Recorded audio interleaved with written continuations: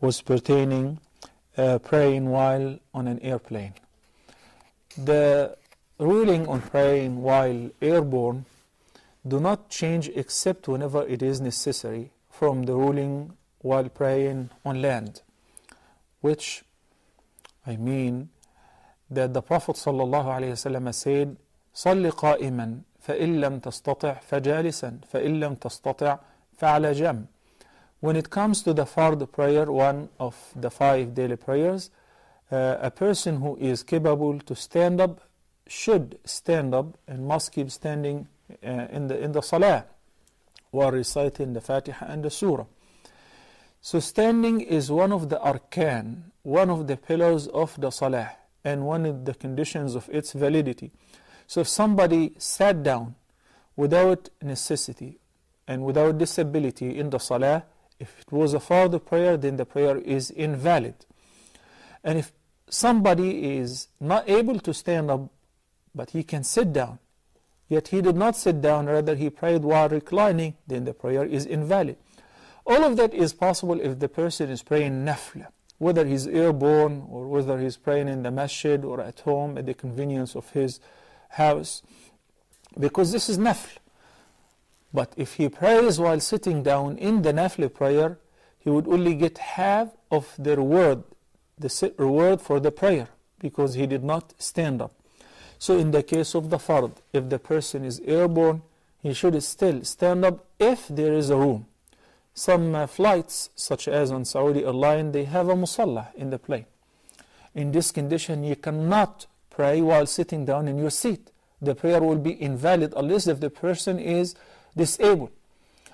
Some flights do allow the person to stand up and pray. And I discussed this before, and I praise European flights which allowed us to pray, and also they spared a room for us.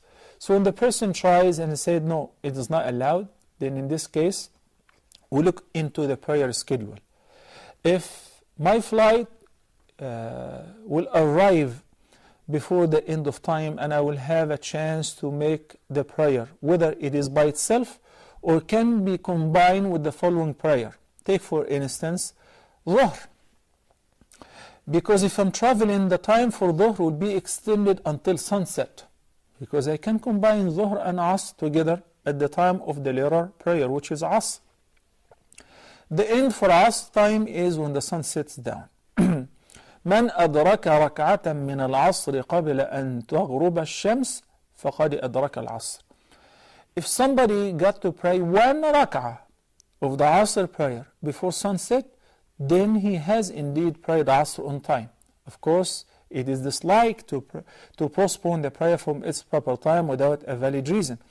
But if it happened, a person was asleep, a person was traveling, and he barely made it, he prayed 1 rak'ah. And this 1 rak'ah counts as rak'ah if the person rose from ruku'. It is not by completing the 4 rak'ah and making sujood, no. If the person recited al-Fatiha and the surah, then he made ruku', and he rose up from ruku', this is a rak'ah.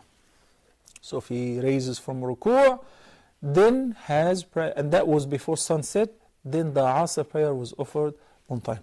So if in my mind and with my simple calculation, I believe that number 1, I cannot stand in the prayer in the plane. They don't allow that. There is no room. There are small jets. Okay.